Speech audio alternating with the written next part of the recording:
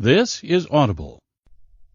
The Gentleman and the Lamplighter, a short story written by Summer Devon, narrated by Mark James. Chapter 1. London, 1880.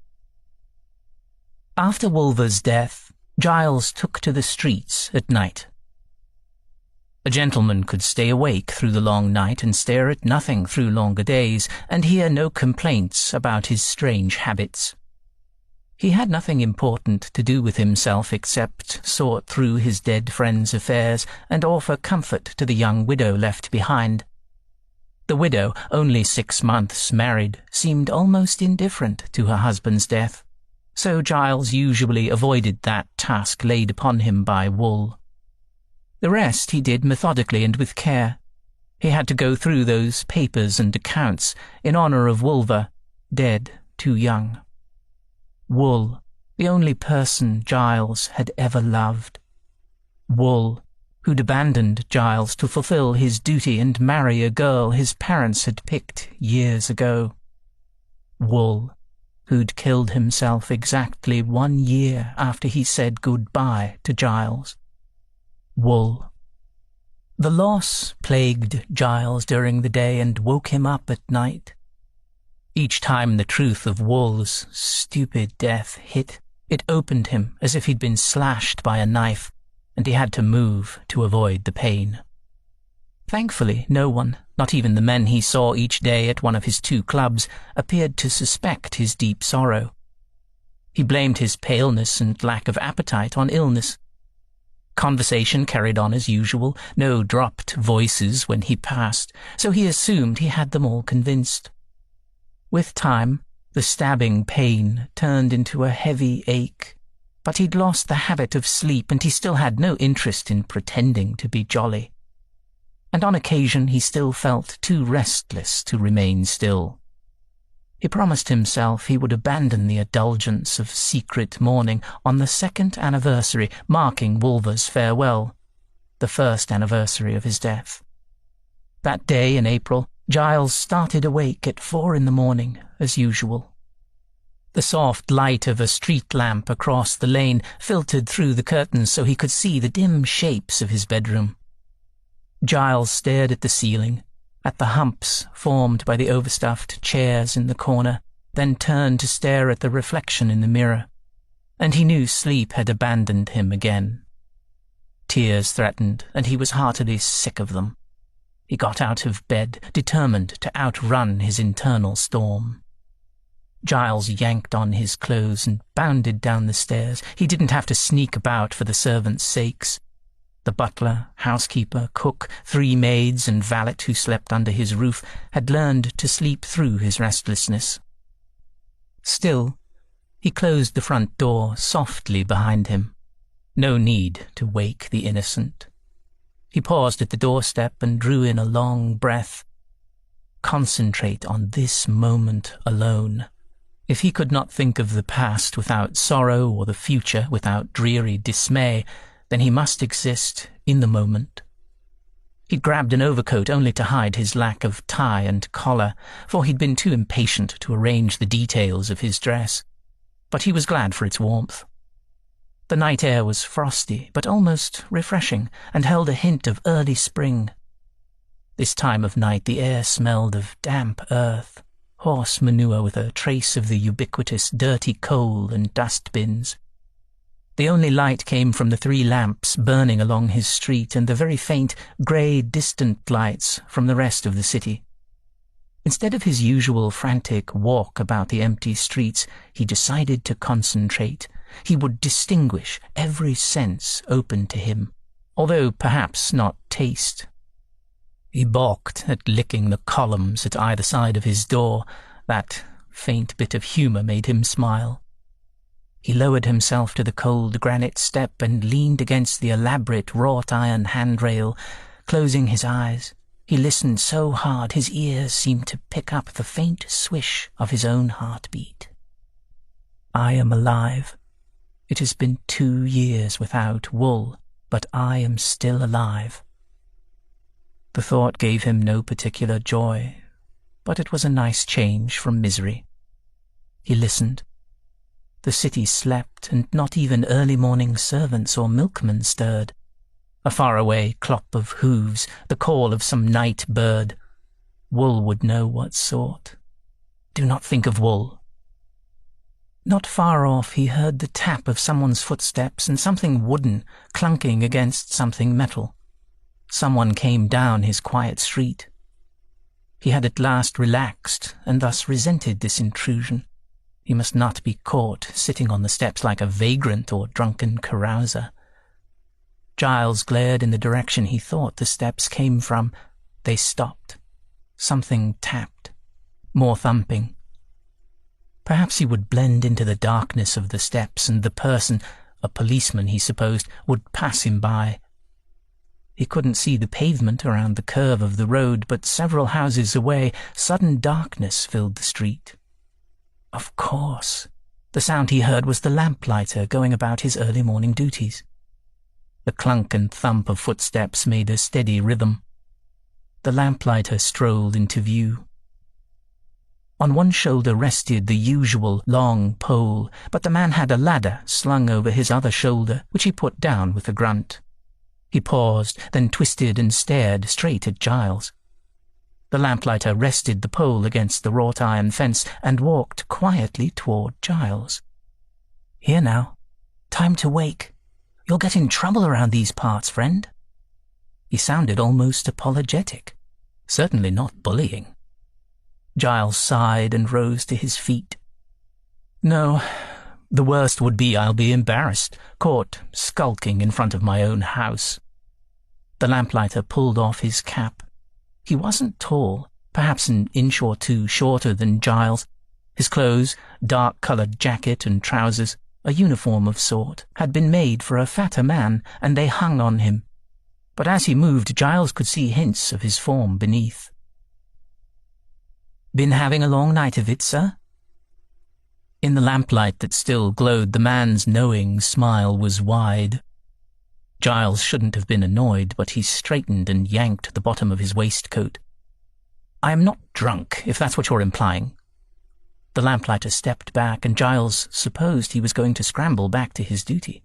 Instead, he said, "Oh, hey now, I know you. You're the ghostly walker." "What?"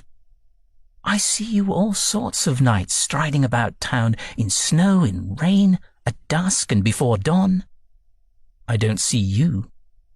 "No, you wouldn't," he said without resentment. "I heard once that children watch for the man who lights the lamp, but no one else sees him. Strikes me as about right." A lamplighter who'd stepped from some sort of children's book. Giles remembered his own time in the nursery, looking out the window and waiting for the moment that the darkness was vanquished by the man with the long stick. The lamplighter grabbed his pole and sauntered over to the lamp. Giles expected that was the end of the conversation as the man reached up with the hook end and deftly doused the light. But then the man came back and stood near him, hands loose and easy, his wrists holding the long, slender pole in place, balanced across both shoulders, wide shoulders. Giles stared at him and felt something loosen and open inside his chest. A whisper of change, almost as silent as the fog, except he'd been still enough to listen. He grew aware of the man's body and his own. That would not do. For all it proved he was alive. "Are you all right, sir?" The lamplighter peered at him again. "Yes." And then to turn the attention away from himself, Giles asked, "What's your name?" "Banks, sir. John Banks." He shifted so his rear rested on the edge of the large planter in front of Giles's house. He'd come quite close, and if that informality wasn't enough, he asked, "What's yours?" Giles supposed he should be offended by the cheek of the man, but in that moment of awareness, the strange hour removed from existence, he couldn't be bothered.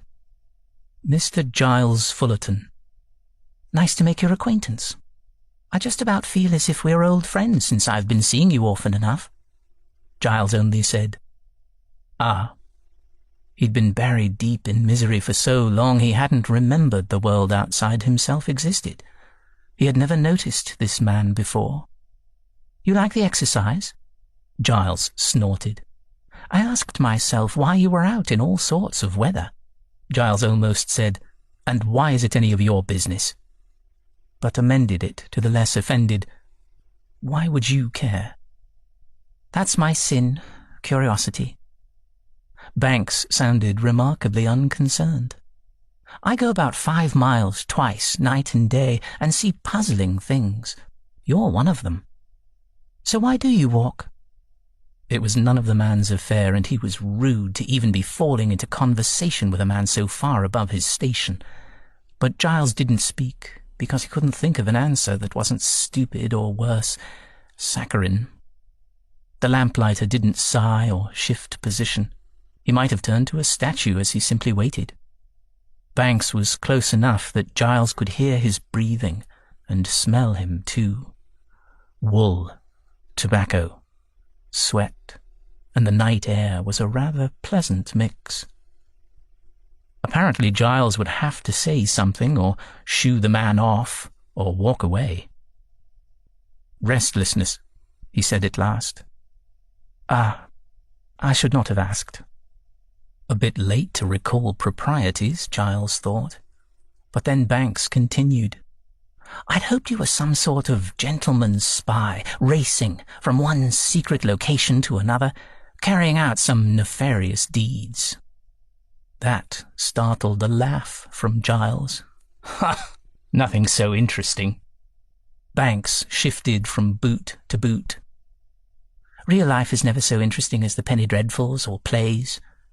Still, a man can hope for some adventure, as long as it is someone else encountering the horrible pirate cannibal."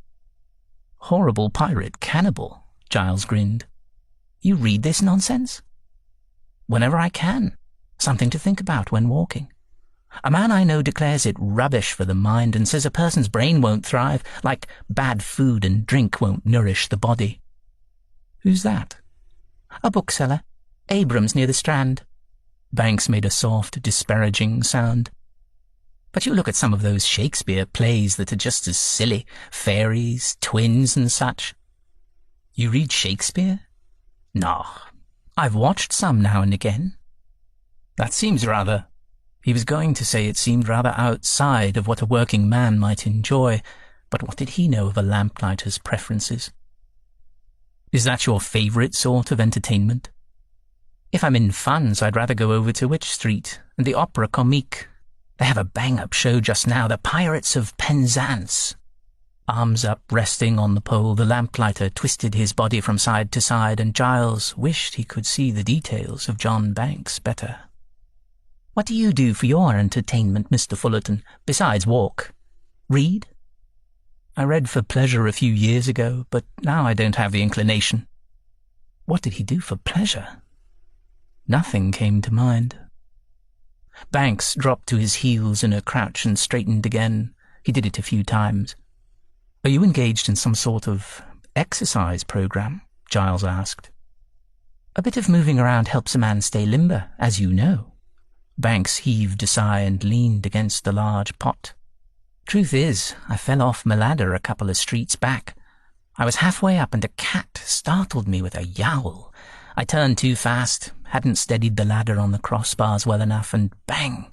There I was, sprawled on the cobblestones. Moving seems to help keep the stiffness away." "Are you all right?" "I am, though I'd best come up with a more interesting story for the scrapes on my side or get laughed at. I'm a clocklighter, you see, and the fishtail men look down on our sort as it is." Giles wondered what he was talking about, but ventured, "You might blame those bloodthirsty cannibals of yours. You could claim a tribe of them ran after you."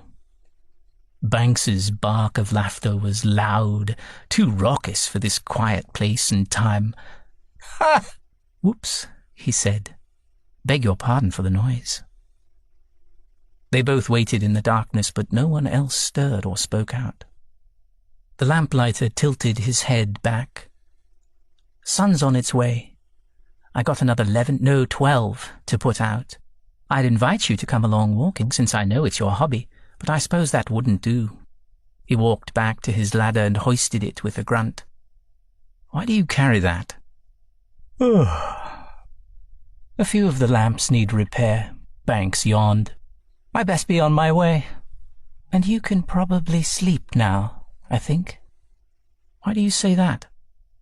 You don't have that restless air now. Some nights I've seen you're a caged animal, as though London's a big prison and you're looking for an escape. First I was a spy, and then a prisoner. You've thought about me that often?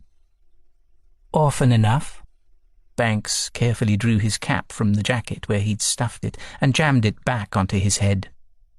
Giles wondered if the care was due to his injuries or the ladder balanced on his shoulder. Banks loomed, a dark silhouette. Some people fire the imagination. Ha! Fire, like a lamp burning in my brain. His voice was amused and so quiet Giles wondered if he'd heard right. A little louder, Banks said, "Good night or good morning, sir, whichever you prefer. I'll watch for you, now I know where you live." He walked away without looking behind him. Giles stayed on the step watching him melt into the darkness, wondering at the very strange encounter. Shakespeare penny dreadfuls, a slender man with broad shoulders and a cheerful, intrusive manner. Within a few minutes it felt as if the whole event had been a dream Giles had had whilst sitting on the stairs outside his home in the middle of the night. He rose, feeling as stiff as a lamplighter who'd tumbled from halfway up a ladder. John walked away smiling. Giles Fullerton. Before this morning he had called the ghost walker Adam, because on those nights the dark-haired man paced the streets of the city. He'd seemed as alone as the man in Eden before the arrival of the rest of humankind. Oh, how lowering to know the man who'd kept John's brain busy through long hours hadn't so much as noticed him. He knew from the start the man ran from some sort of devils inside. The first time John set eyes on the gentleman, he'd felt a stab of resentment. How could a man with such good looks and so much money, those fine clothes, have the gall to be eaten up with sorrow? But the next time he saw him up near Pall Mall, one cold, slippery night, John softened. The haunted look on that handsome face made John long to stop him, perhaps buy him a mug of hot grog and coax out the reason for the misery. Never mind the fact that a man wearing a fine, calf-length coat probably would never touch the stuff any lamplighter drank to keep off the chill. Giles Fullerton. Maybe the bookseller would recognize the name. Abrams actually read the Debrets he kept at the back of the shop, and if Fullerton wasn't a peer or a muckety-muck, he had to be related to such as earls, dukes, or lords. John had pegged that fact of him right off. But then he decided, no, he wouldn't share the details of the gentleman with Abrams. He liked holding the truth of Fullerton as a secret. He hadn't figured the man out yet. Perhaps the gent had a disordered mind and was mad. That would be a pity, though a reasonable explanation. Yet surely even madmen needed friendly conversation now and again. And wasn't that thought as full of lies as any tale with pirate vampires? The simple fact of the matter was John wanted Giles Fullerton. Friendly conversation didn't involve naked skin and moaning bodies. He burned to touch the man, and had for months. He'd never been fool enough to say those words aloud to Fullerton or anyone else, but he enjoyed the fact in his own world and used his experience of desire to help him work with Abrams. Last autumn, Fullerton had once passed so close to him on the pavement, John had seen the setting sun light the reddish gleam of the man's glossy dark hair. Such clean and well-ordered locks, and that evening Adam, Giles, wore no hat to bar the view of his face. On the nearly deserted street of this neighborhood, John had watched him striding along and had memorized the fine nose, clean-shaven cheeks, and those blue or green eyes fixed on a distant sight, a gaze so far away he might have been a brainless fool, or a storyteller lost in another world. That had to be the night John's vague curiosity about the well-dressed gentleman turned into a more intriguing interest. And now they'd spoken at last. John walked along after the curious meeting. He finished the round without finding another lamp in need of repair. Good thing, since he didn't relish the thought of climbing with aches from his fall. He quickly reached up with the pole and turned off the last lights without even putting down the ladder. He stopped to admire the first watery, cold rays of the sun, then hurried to the auxiliary sheds and said his good mornings to the others. They invited him to breakfast, but he barely had time to head back to his lodgings and grab a bit of breakfast before moving to his next job, finishing up some work with Mr. Abrams. As he walked home, limping a little, he relived the strange sensation of being noticed. The fine gentleman he'd dreamed of actually talked to him, even laughed with him. John had said something to Fullerton about looking out for him in the future, but no, he wouldn't. It had been a way to say goodbye to the fantasy of the man. The imaginary Adam he carried in his head was as attractive a creature as John was likely to encounter. It would be a pity if the real Giles Fullerton turned out to be unpleasant enough to ruin the pretend version John enjoyed. Chapter 2. Giles returned to bed and slept reasonably well. Hours later, just before he opened his eyes, a mild sense of anticipation warmed him. The fact of Wool's death came to him, as it always did as soon as he gained full consciousness, though a weight rather than a blow now. The wisp of anticipation dissolved with that blast of truth. He sat up, scratching his head and yawning, wide awake, wondering what had formed the fragile pleasure. A good dream? Then he remembered the lamplighter and smiled at his folly. He didn't think about John Banks again until the sun began to set. When he looked out his window at almost 7 that evening, he felt a strange disappointment when he saw that the street lamp near his house already glowed.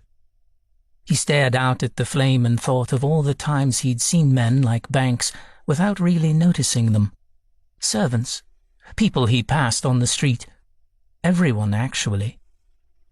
Grief made one rather blind and stupid, particularly about other people. Giles resolved to be a better friend, son and master to the people in his life. He had made that resolution nearly every day for almost 2 years, but now he thought he could do more than go through the motions. That early morning or very late at night, he woke in the dark with a start, but instead of despair, physical excitement coursed through him. He chose to ignore his body's arousal. One could never fully eradicate the symptoms, but they might be relegated to the background, usually. He walked down the stairs softly in the dark and slipped out of his house. The light still burned bright, a halo around its glass, the light forming a circle reflecting the dissipating fog. He stared at the light and realized the glow was beautiful. He heard no footsteps, and the time was early yet, not even 4. He rubbed his unshaven jaw and wondered if he could pretend he was simply out for a walk. Yes, and so he was. Giles stood and walked down the street in the direction he expected John Banks to come. He had to stop on the corner because he didn't know which way the lamplighter came in the mornings. Something moved in the dark and he waited, his heart pounding far too fast and hard. He leaned against the lamp-post and waited. A dog trotted by. It caught sight of him and shied away, moving fast and with purpose, busy on its canine errand. Then came a quick, light step. The shape loomed in the fog and then became a man. "Good morning, Banks," Giles said in a low voice. No need to wake the neighbours. "Is that really you, sir?" Banks sounded completely amazed. "It is Mr. Fullerton." "Oh yes, I know you. How do you do? Are you restless again tonight?" "Yes," he hesitated. "Or rather, no. I suppose I came looking for you." Now why would he admit such a thing to anyone? But Banks' gasp was rather gratifying. "Really? 'Struth?" "God's truth." "That's lovely." Banks stood in front of him now. No ladder, just the pole resting against his shoulder like an overlong, thin rifle. "It truly is lovely." Giles smiled. "Now you're mocking me." "No, I'm not. Here, let me do this one, and then shall we take a walk? 2 men out for a stroll." Smiling, Giles stepped aside and Banks brushed past him to reach up for the light. Once again he caught the smell of the man, but rather than move away, he stayed still to take in a great lungful of the scent. No one need know, he told himself. No one ever had. Except Wool. But the secretive appreciation of stealing the man's scent made Giles feel uncomfortable as they began the walk down his street. He cast about for something to break the silence. "So, do you like your work?" he asked. Banks laughed quietly. "I do, at the moment. And any spring night it's not raining." He walked a few steps in silence. "It's a much sought-after position, and we have our pride, Lamplighters do. My father was one, and his before him. That poor man was swept off his ladder and right off a bridge during a storm. We're all part of an honourable society." "You have a society?" "Tradesmen do. Secret rituals with hooded men and chanting." Even in the dim light, Giles could see the grin on the man's face. "Are you going to bring up fantasies like pirates and demons again?" Banks laughed quietly. "You know me already. You have a turn for the fanciful, I know that. Tell me about your work, your evenings and mornings." And so Banks did. They walked and talked for what seemed like minutes, but must have been far longer. Banks described the interactions he saw and had as he walked the streets.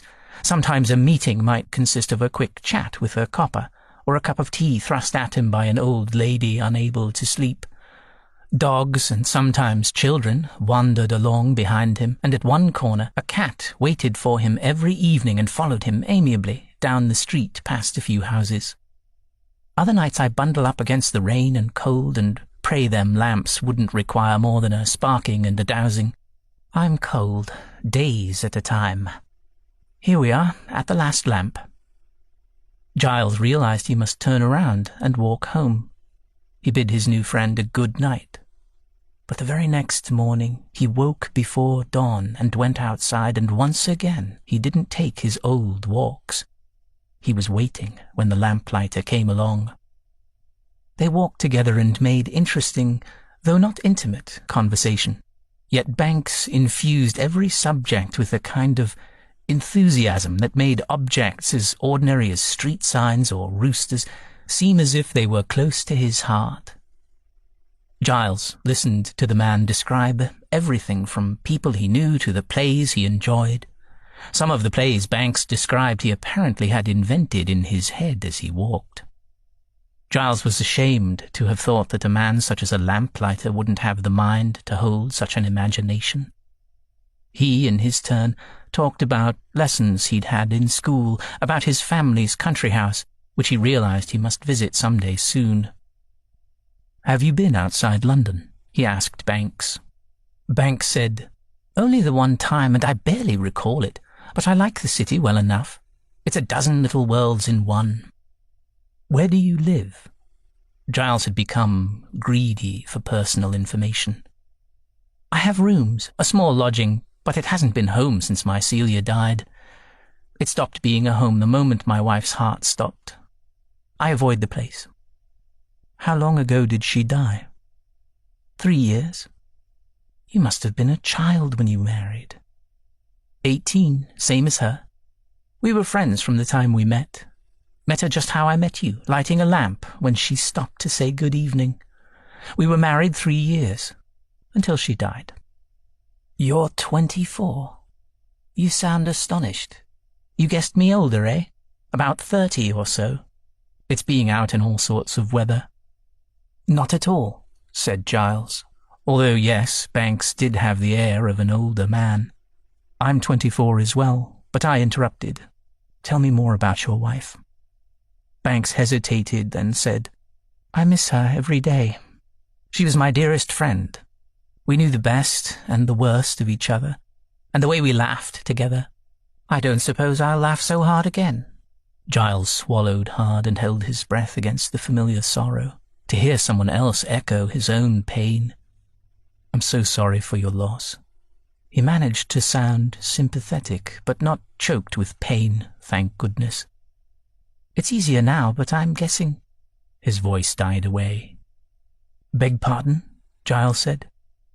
I wondered if that's what ate you up, that sort of loss. And here I thought I'd hidden it so well. I saw you when you went out walking, remember? Yes, I remember. It was a loss I don't speak of.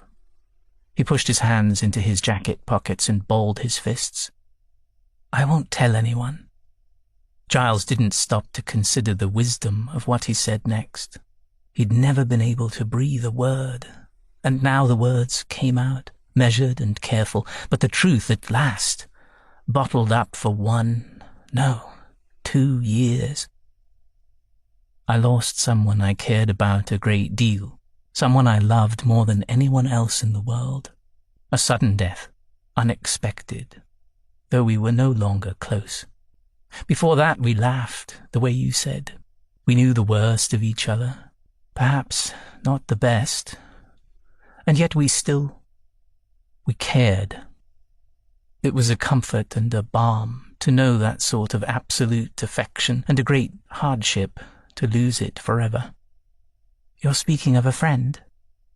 Yes. They were almost to the next flight. John said, almost so quiet he couldn't be heard. More than a friend. Giles pulled in a long breath and let it out.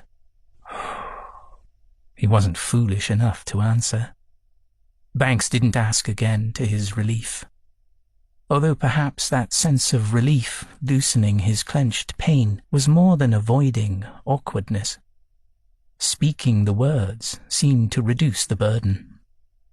He wondered what Banks would do if Giles admitted the truth, that several times in their long years of friendship he and Wool had kissed, and more.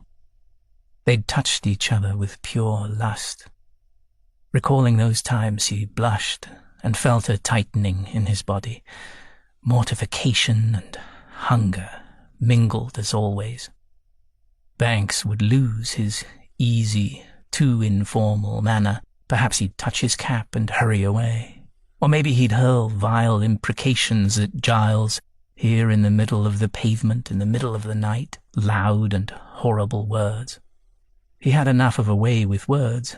Banks would probably be good at calling Giles a Nancy or a sodomite or one of the various things he'd called himself over the years. Thinking about it is making you sad, isn't it? Banks said. I'm well, thank you, Giles said. He should turn around and march right back to his house and his bed. For days after Celia died, I had trouble getting out of bed. I couldn't imagine a time when that would change. Life truly does restart, and you can think of other things without the loss interrupting your thoughts every few minutes. But I suspect a lot of people have told you that. They hadn't, of course, because his sorrow was private. He only said, Yes, so I've heard. But you haven't had comfort, have you? You said you don't talk of it. I vow there is something so mean about the way British people cling tight and don't let so much as a whimper escape. You're as English as any Londoner. My mother was from Spain.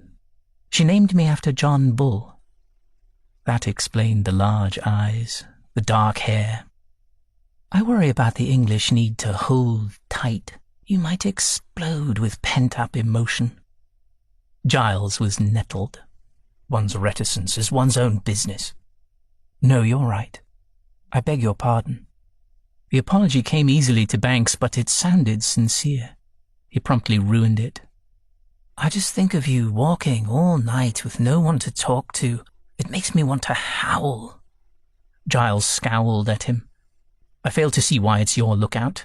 He was truly curious, for all the words came out stiff and unpleasant. It isn't, but a man can't help how he feels. You know that. In the quiet dark air he spoke in a hushed voice which gave the words an intimacy. Giles didn't dare ask how Banks knew about Giles' unwelcome feelings. The man might answer. Giles tried. Perhaps he can't eliminate or even control his desires and fears, but he must govern his words and actions, or else he is merely an animal. Some, Banks said. Now you're making me think about that thing Abrams wants to discuss endlessly and shovel into dialogue. Gad, what's it called? They walked along in silence almost to the next lamp. Free will versus fate. What on earth? Giles shook his head. Animals just blunder along, or so I've read. But I think most people do as well. They don't take charge and choose their paths. Or maybe, as Abrams says, no point in trying to change. Don't you wonder how much of your fate was determined before you existed? Bah, none of it. So you say. But if you were born into my family, you would not live in that grand house. You'd carry a pole on your shoulder and probably have a dire need to talk too much. Giles had to laugh. Surprise and amusement, and he covered his mouth with his hand to stifle the sound. They stopped at a lamp and Banks reached up. He wore that easy smile and the light glinted on his hair, too long and curling under the cap. Giles tried to memorize the features he'd only seen in dim light, the nearly Roman nose, the full lips and rounded chin. A twist of Banks' arm and the dark settled over them at once. A blanket dropped, hiding the fascinating face. Banks was talking now about the Hindus and the Jews and free will, and Giles half listened, but mostly marveled at the strange twist of fate or free will that had sent him out into the night again to seek this man. Less than 4 hours in Banks's company, and Giles had been changed forever. Even if he never saw the man again, he knew he could not see life, his life, as the same dull passing of days. Perhaps time and the new growth of spring would have brought this change, but he had been transformed. But enough about Giles Fullerton, thought Giles. There was that whole world outside himself he'd neglected for years. "Tell me more about your wife," he said. "Tell me about your life together." Chapter 3. John considered how much to say about his Celia. This could be his chance to reveal his own secrets. Perhaps if he spoke the right words, Fullerton would come to him and touch him with those clean, lovely hands. John had developed suspicions about Fullerton when he'd shown up again in the middle of the night seeking his company. Or maybe that was when John had developed hope. The suspicions came when Fullerton delicately stepped around the matter of his dear dead friend. The silences and the hesitation seemed mighty important. He would keep his ideas about Fullerton's tastes to himself, however. Once before he'd attempted to seduce a man, a bookstore customer, with words, and had gotten in trouble. The gentleman had wanted him, sure enough, but had mistaken John for someone who took money for the deed. Some angry words had been exchanged. With Fullerton, John would drop his own hints, and then what might take place? He chewed on his bottom lip as ideas filled his mind. He and the gentleman could hie around some corner and, starved for touch and heat, have at each other. Oh yes, indeed. Some alley, disgusting and dark, and God above, John's body screamed for the wanting of it. He'd drop right down on the hard ground on his knees and get cock, but with no degradation in it, because that much need couldn't be shameful. He'd enjoy Fullerton and give himself something to dream about for nights and days to come. And if Fullerton offered money like that other gent, he'd be more polite with the no. No shame in any of it. Fullerton had asked about John's wife. John wouldn't disgrace his Celia if he told the truth couched in polite phrases. He wouldn't disgrace himself either. "Is it too difficult to talk about the late Mrs. Banks?" Fullerton asked. "I apologize if I've overstepped." "No such thing. You couldn't overstep if you tried, sir. And I can talk about her. My wife was my dearest love," John said truthfully. "She was the one person who knew my heart, and I knew hers too. We were the best of companions, and she made our small rooms a home I will miss the rest of my life." His voice, already low, dropped to a near whisper. "For all that, our match was not ideal." He wondered how to put the matter without insulting his Celia. "Truly? You make sound as if you had a perfect match." "In a way, we were perfectly matched, for neither of us hankered for the parts of our marriage that one doesn't mention."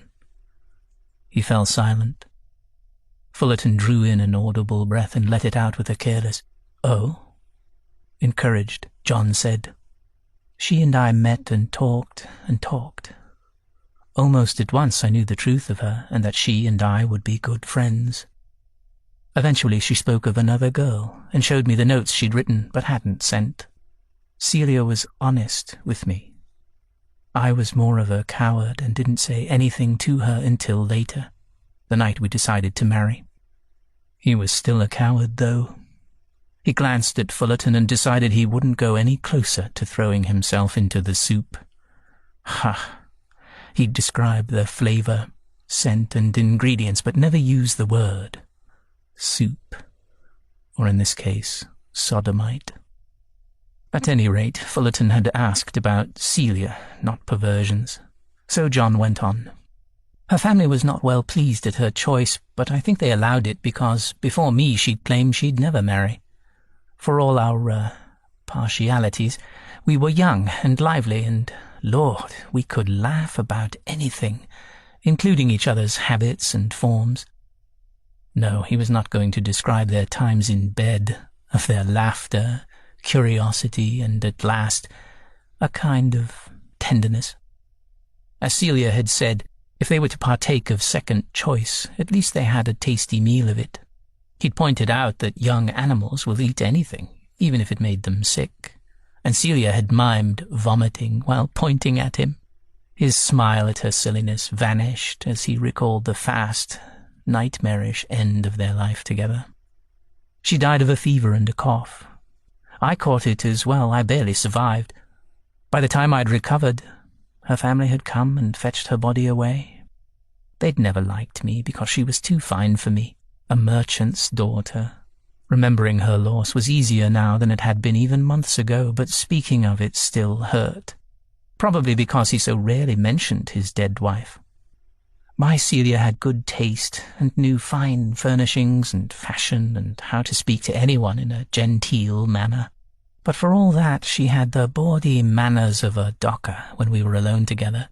With others she ate daintily and had nothing but the most proper conversation you can imagine. Why, I should think she'd fit in your world with ease. She could make anyone laugh. Some days I felt I had nothing with her gone. Yes, she's left me with all of her clothes and furniture. Such useless, pretty things. He swung the familiar weight of the slender pole up and across his shoulders and continued down the pavement. That familiar comfort would allow him to talk without the crack in his voice, but he reckoned he'd said enough. So, that's my Celia. When he remembered that he wanted to seduce this man, coax him into an alley, John felt a wave of shame. Nothing so great he wouldn't actually slip into the dark corners with the man, of course, but enough that he'd silently beg his Celia her pardon. Would she have given her pardon or consent? He did not know. Neither of them had met anyone more to their taste during their 5 years together. He had tried hard not to look at others and succeeded, except for the dreams of anonymous men that he would wake from, hard and full of wild yearning. Celia was... He realized he could not continue. "I am sorry," Fullerton said. "Here." He reached out, holding something white. John readjusted the pole so he could grasp the cloth. A handkerchief. He wiped his eyes with the fine linen and tried to hand it back. "No, keep it," Fullerton said. They came to the next light, only 3 more to go. John would turn right and walk down the next street. "I'm grateful for the cloth and the company," John said, in case it was time to say farewell. "Thank you," Fullerton said solemnly. "Do you mind? Would you care? Might I keep walking with you?" "Oh, God, please." "Yes, of course." John reached up and pop, another light out and the darkness settling. He lowered the pole, turned, and Fullerton stood near him. So near, John's breath hitched, and the desire made his hands tremble. How odd to experience such intimacy in front of the familiar townhouses that loomed over the street so pale and formal. He could simply take the 3 short steps and wrap his free arm around Fullerton, pull him close and taste that clean, sweet flesh. John gave a gusty, impatient sigh. "Would you rather I return home?" Of course, Fullerton would interpret that sigh as one of reluctant acceptance of his company, and a man in John's position wouldn't be able to say no to a man like Fullerton. "No, indeed," he said. "I enjoy your company, I truly do. No one asks about my Celia, and I hadn't known speaking of her would be such a... He shrugged and could not come up with anything more brilliant than such a good thing. He risked a glance at Fullerton and let the thrill of the man's presence touch him again. Funny to have such a strong response to a stranger, to not lose that response even when they grew better acquainted. John felt an absurd pleasure, realizing the reality of Fullerton wasn't going to destroy his pleasant daydreams of the man. In fact, he wished to know him even better. "Tell me about your friend." "My friend?" "The person who died suddenly. Perhaps you'll feel better for it, too. Tell me." Fullerton gave a soft laugh. "Huh, what's funny?" "I've given away my handkerchief, and I might require it." John reached into his pocket and almost reluctantly handed it back. He'd already formed plans for that bit of soft cloth that smelled of wealth and Fullerton. "Here," he said. "Now you have no excuse, and the dark will hide any emotion you don't want me to see." They'd come to a lamp, and he smiled over at Fullerton, whose face seemed more lovely than any he'd ever seen, whose eyes were suspiciously bright. "Watch," he said, and flicked off the light. "Now we are hidden," he whispered, "and you ought to say whatever you want." Giles felt a fool. "There's little to tell." "Nothing? About a man you loved more than anyone else?" "I don't believe I mentioned he was a man." He clamped his mouth shut. "Didn't you? Doesn't matter to me. Tell me about him or her. I promise no one will hear a word from me." As if he was a priest and Giles a sinner. Perhaps Banks was a Catholic. His mother was Spanish, after all. "Go on, then," Banks coaxed. "Why not tell the truth, as much as possible?" "My friend and I met at school when we were 7. We slept in beds next to each other." 7 and away from home for school? Blimey. Sometimes I'm just as glad my family had no more'n a pence to send me to dame school, Banks sniffed. "Beg your pardon. Go on." He shook his head. "I cared about my friend, and he took his own life. What more is there to say?" "Oh, poor thing. Giles had heard that sort of thing often enough, whispered by Wool's old friends and his widow. He grew indignant on Wool's behalf. He wasn't a poor thing. He had an episode of despair and didn't know how to overcome it. I meant that as a what-you-may-call-it, an expression of sympathy for you, not scorn about him. Oh. Giles fingered the handkerchief again. Foolish, foolish. He was no object of pity. If he turned around and went home, he could climb back into his bed and perhaps even sleep again. But no, he'd already walked this far. Thank you. That sounded more like a curse than anything. I didn't mean to insult you, Mr. Fullerton. No, of course not. Giles stared straight ahead to the next lamp and thought of something to change the subject, something of actual interest to him. How does one work the mechanism, Banks? You want to have a go? It's simple nowadays. In fact, there's talk that soon it won't take a man to do these lights. What do you mean? There will be a switch to turn and light the gas far away at the gasworks. The talk is we'll all be put out of business. No, I can't see it. There will always be lamplighters. So I hope. But here we are. He halted at the heavy black iron base of the lamp. Come close and I'll show you. Giles moved so he was next to Banks, his arm brushing the lamplighters. Grab hold of my pole, Banks said solemnly. Good Lord, he'd said the words without cracking a smile. Giles choked back the snort of laughter and did as he was told. His heart hammered as he held the polished wooden pole and let Banks reach up with it, guiding his hands to grasp the switch with the hook. A deft twist, and the light went out. In the sudden dark, Banks said, You can do the next one alone. The last one. No, thank you. I would likely crash the pole through the lamp's glass housing. He released the pole and backed away from the warm, solid body of the lamplighter. A safe, comfortable man who nevertheless made him feel as if he'd taken a long, hard run up a hill. Dizzy. That dizziness brought back the overwhelming first time Wool had touched him. Giles had awakened in the middle of the night to find Wool climbing into his bed. They had shared a room then. God in heaven, those restless, fevered touches could still affect him years later. They hadn't spoken that night, only grasped and squeezed and made small, muffled cries. They didn't say so much as a word any of the days that followed. But when Giles, full of need and lust, tried to enter Wool's bed, Wool's hot hand clutched his nightshirt and stopped him. Giles's friend had declared in a sad whisper it had all been a mistake and wrong.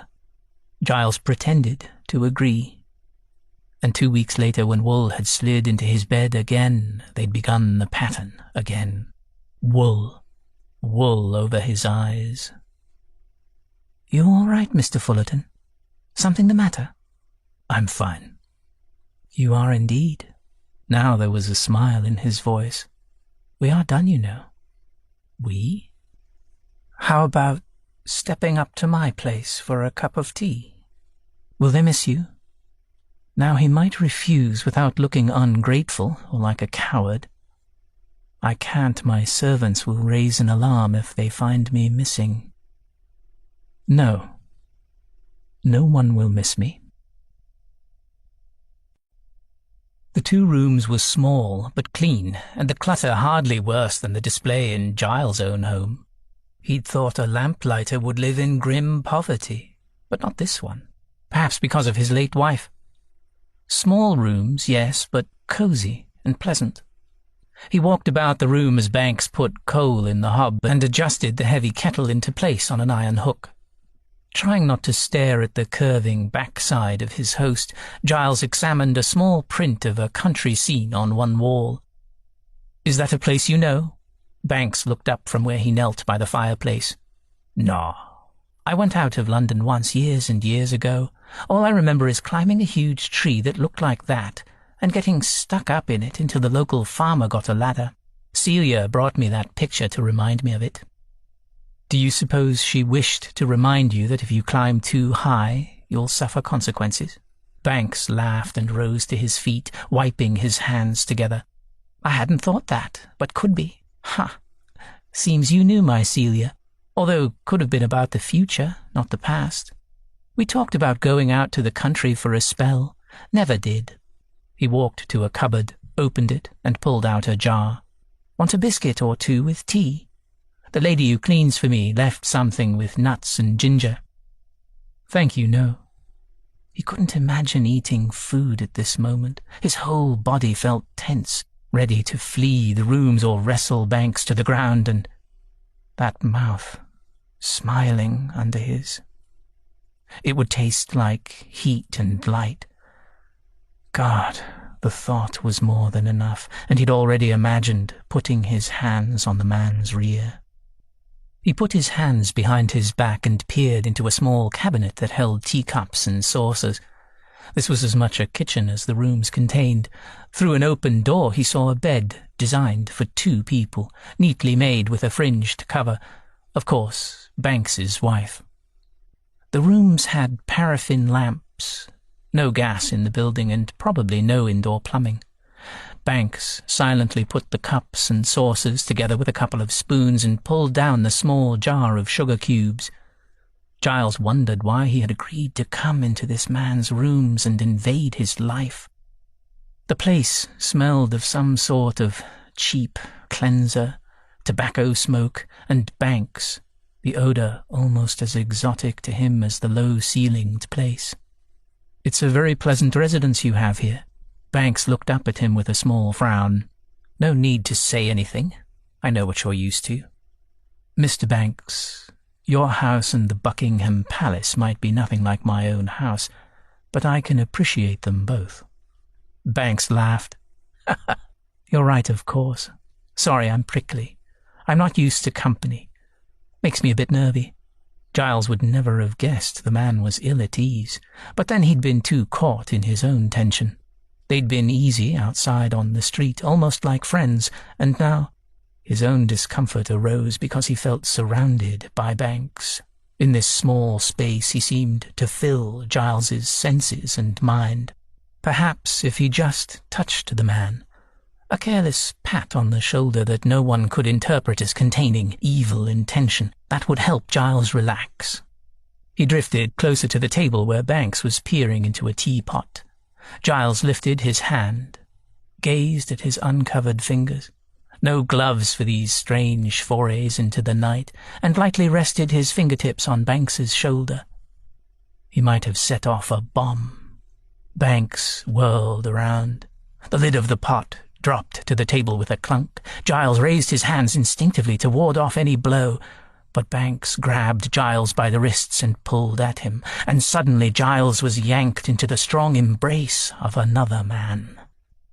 There was nothing indecisive or hesitant, no creeping exploration. 1 second he lightly touched the man, the next he'd been seized and was imprisoned by the strong, strange arms wrapped about him and the hard press of the man, chest to chest, leg to leg. For the briefest moment he considered protesting or, absurdly, apologizing for his body's obvious response, for his cock was nearly erect. Perhaps this embrace didn't mean... Oh, God! His breath cluttered his throat when he realized that warm, soft lips pressed to his neck, just below the ear. A kiss. That was so... He tilted his head back to see what was going on, or to allow access. He wasn't sure, and was taken prisoner by the kiss that landed on the corner of his mouth. Giles gave up any idea of saying no when he heard the husky voice whisper, "Please, please just let me. I've wanted this so badly for ages." The words made no sense. How could Banks have wanted it? Unless any man would do for his purpose. But who gave a damn? Not Giles, because now the fever had struck him, hard, erasing everything but his answering need. Giles blindly moved his head, his hungry mouth seeking Banks, and yes, there, the brush of harsh whiskers on his lips, and then he found Banks, succulent and hot and demanding.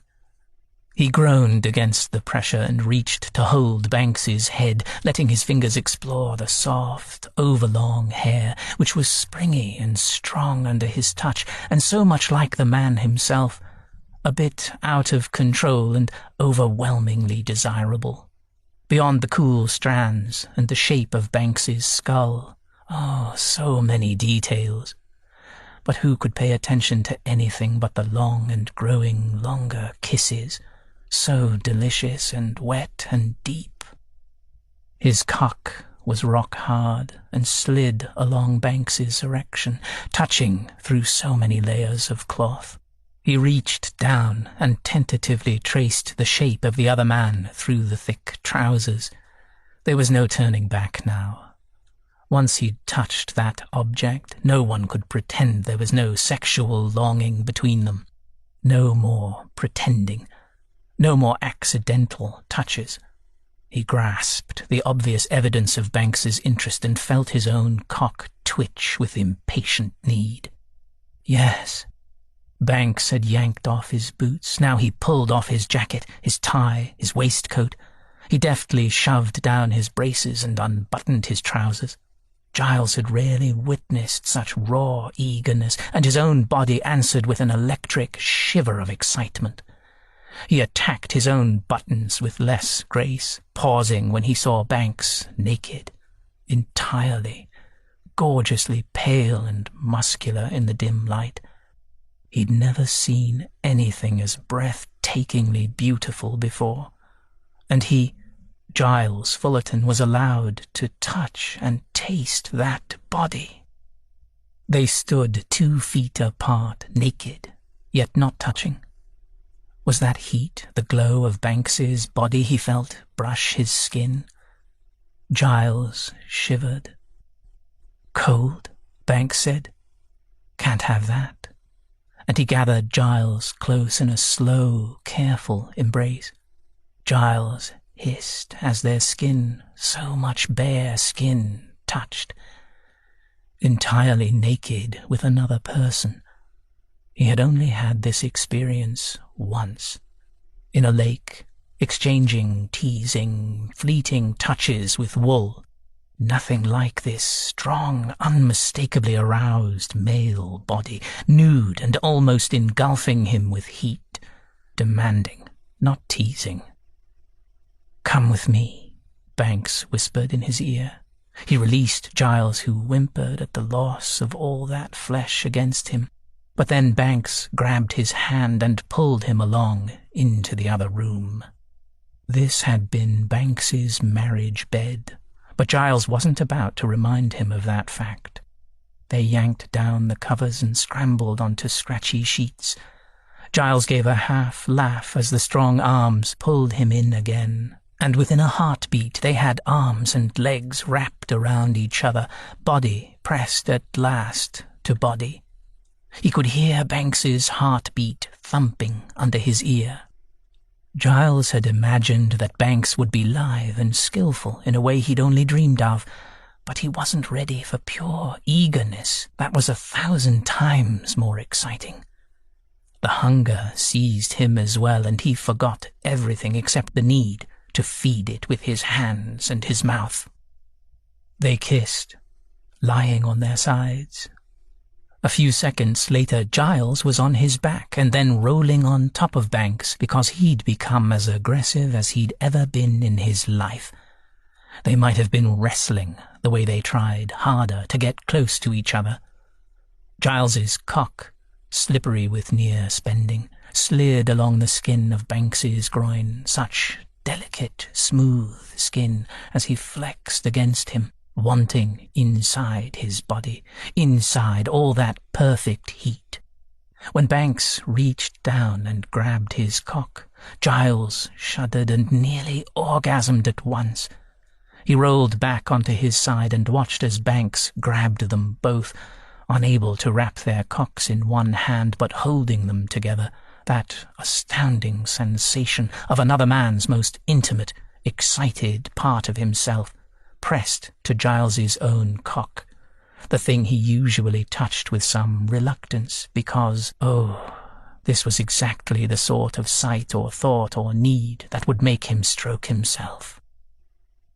It was as if Banks had read his mind and knew what his darkest secrets could be, and it was as if he could read exactly what would make Giles squirm with responsiveness at the feel of something so firm and hot around him and on him, touching that spot just near the head. "It's too much," Giles gasped. Banks let go at once. Giles gave a moan of disappointment and reached for their cocks, those impossibly hard rods and the focus of all sensation. Banks made a noise that might have been a protest, but he only grabbed Giles's rear and squeezed him as he pumped into Giles's fist, rubbing, just perfect. Banks released first, but the tension, the swelling, the signs of that amazing pleasure, and then the spurt of seed brought Giles's own orgasm less than a heartbeat later. He stilled both of his hands, which grasped each cock as they pumped and pushed together, and cried out and cursed and gradually stilled. Both of them were now slick with semen and the start of perspiration, although hardly because the room was chilled and they'd only been on the bed for a matter of several minutes. Giles propped himself up on an elbow to watch Banks, and to wonder what on earth would happen next. He discovered he was too curious to run away. Would they sneak from the room, back to their clothes? His body felt shattered and reassembled into something less brimming with tension, but he supposed he could easily fetch up embarrassment and even horror. He didn't want to. That had been the way when he and Wool indulged their darkest desires. But they had been so young and frightened. He found he was not afraid. Not of what had just taken place, nor of the desires that had pushed him to follow a near stranger home and crawl into his bed naked. Banks sprawled on his back and grinned up at the ceiling. "Next time," he said in a conversational tone, "we shall last longer. I will lick and suck you into my mouth." Giles felt a stirring and a stretching at the thought. Just words were pushing his sated body back toward hunger. Banks turned his head, the soft shush of his hair on the sheets. He looked at Giles, and his smile dissipated a little. "I know you enjoyed yourself," Banks said, but he didn't sound convinced. This was a sign of hesitancy and worry, and Giles didn't like that, not in the confident Lamplighter's manner. "I did." He leaned forward, and a kiss would be too affectionate and intimate at the moment, so he licked the edge of Banks's mouth, a small lap of the tongue. Banks laughed and slid up and around, and there they were, in each other's arms again. And now a kiss was a matter of need and desire, so Giles let his lips rub Banks's, and he imagined that mouth down around his cock, and he nearly panted as his arousal moved from dreamy to sharp and needing in less than the draw of a breath. "I want you, all of you," he said to Banks, words he couldn't recall saying aloud to anyone. John loved the intensity of the man, the focused and unexpected fierceness. He thought he'd have to coax Fullerton, but they'd fallen on each other like animals. Lordy, he loved animals and Animal Congress, and he hadn't even known he had such longings. He rolled toward Fullerton and grinned with pleasure at such a body right there with his. "You got me, every speck and hair of me." He'd been a virgin with his Celia, and their interested but vaguely removed exploration of each other only rarely turned into excitement on those occasional nights when they helped each other reach arousal and then orgasm. Their embraces brought him enormous comfort, but, for obvious reasons, they'd never fallen panting and trembling into bed, never had a huge need for the second they hugged, no trembling anticipation before they touched. Even John's one experience with another man after her death hadn't prepared him for the clawing, mindless creature he'd become with Fullerton. Probably he'd been charged by the days and weeks of imagining what it would be like, except Fullerton hadn't indulged in the same dreaming and growing awareness. Oh, Banks couldn't believe that here was the person, the man, the creature he'd wanted more than he'd wanted to eat or sleep, or... Had he really wanted Fullerton that much? Hard to recall the past because... Yes, oh yes, 1,000 times, yes, he wanted him that much now, even after slaking the thirst he longed for more.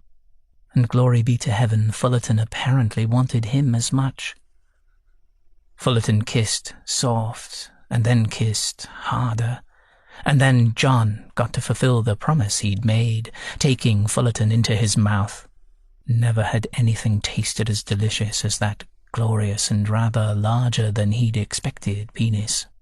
The way the man bucked and moaned and pushed his fingers through John's hair, urging him on. Oh, indeed, that would be a fantasy he planned to visit again and again.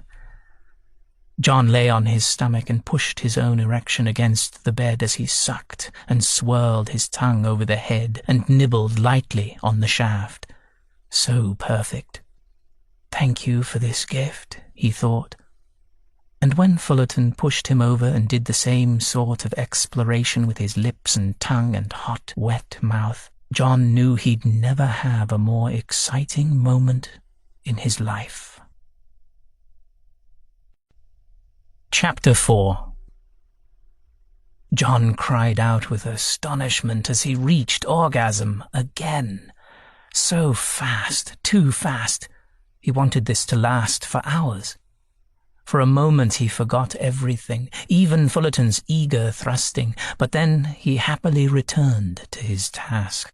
The cock under his hands and mouth grew even harder and swelled.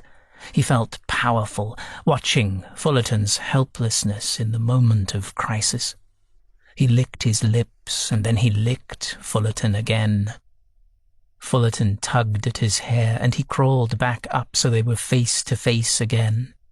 This time, after they reached their satisfaction, John, a crass and awful host, fell asleep almost at once, his arms and legs tangled with Fullerton's.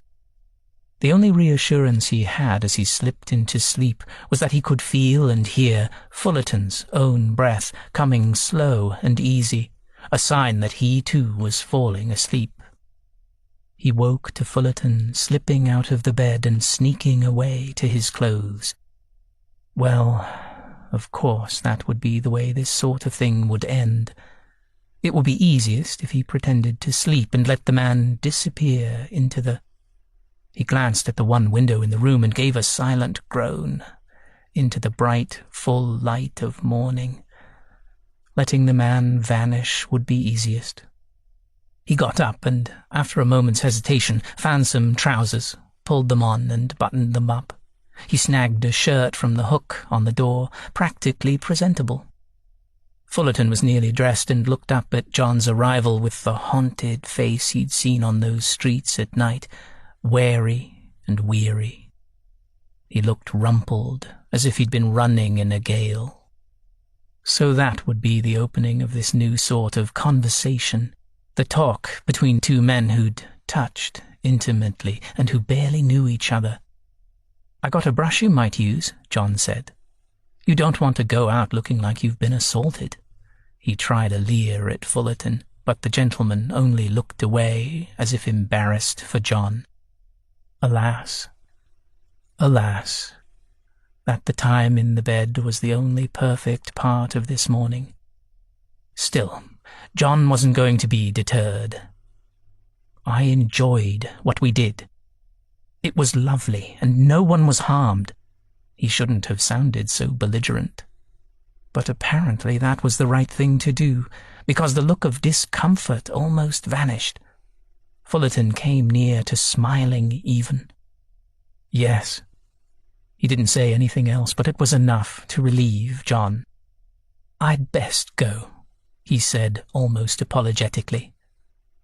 You're all right? Yes. Here, wait. John went back into the bedroom. He pulled down the blue tie he'd gotten from Celia, one of his favorites. You can wander around the streets in the middle of the night without a tie, but you need one in the day. Fullerton took it and squinted at it doubtfully. I'm not sure I'm very good at doing this. My valet usually manages. I'll act as your valet. Just this once, mind you. I'm not cut out for service. He wasn't sure why he'd prattled on, because he always seemed to talk at Fullerton, or possibly he wished to ward off any possible schemes he was hatching in his own head. If you were this man's servant, you might be able to climb into his bed any night. He truly was not a man fit for service, and besides, he had some ambitions.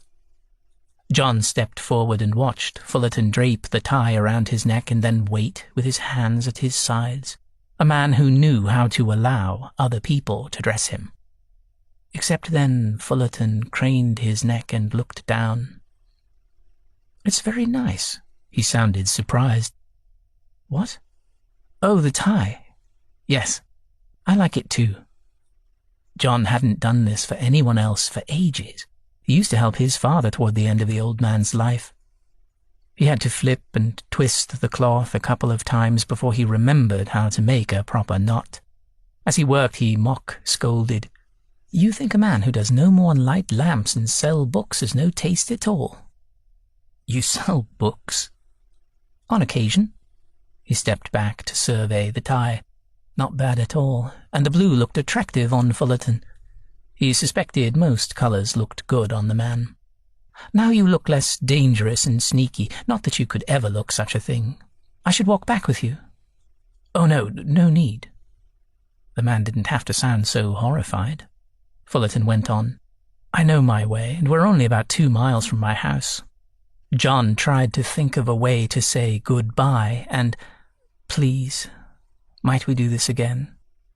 But in the end he stuck out his hand. Thank you, he said as Fullerton took his hand in a surprisingly strong grip and shook it. He managed a real smile for Fullerton. Thank you. Fullerton's response was a grave echo of his own tone, but with a soft note of goodbye forever. Damn him. John hadn't meant to sound so final about this farewell. Fullerton was down the stairs and out the front door before John could think of a way to ask if he wanted to meet again. It was some kind of jumble, even in his mind, so it was best he kept his mouth shut. You have it bad, he moaned to himself as he closed the door behind him. The smell of hot metal hit his nose, and he realized the kettle had boiled dry over the coal fire, all heated up and used up, and no, he wasn't going to think like that. Although maybe he and Mr. Abrams could use something about passion and a burned tea kettle. A comic bit would be best, no doubt, though John didn't feel funny at the moment. He went into the bedroom, stared at the bed, and eventually remade it. Though straightening the rumpled sheets felt sad. Sentimental fool, he told himself as he drew up the discarded cover. He didn't want the lady who cleaned for him to smell the earthy scent of semen and lust. She'd leave the bed be when he made it. He didn't want new sheets anyway, not for a long time. Then he sat by the coals and gazed at them and the ruined kettle. How long must he wait until the hours with Mr. Fullerton stopped cluttering every bit of his mind? John walked his route past Fullerton's fine home that evening and slowed, going at a snail's pace, but he didn't look at the windows of the house more than 4 or 5 times. Every room seemed to glow gold in the late afternoon. He doubled back and walked past the house a couple of times, first lighting the lamps and then, hours later, returning, walking slowly, reaching to turn them off with even more hesitation. He lingered by the lamp-post and stared into the dark windows of the house.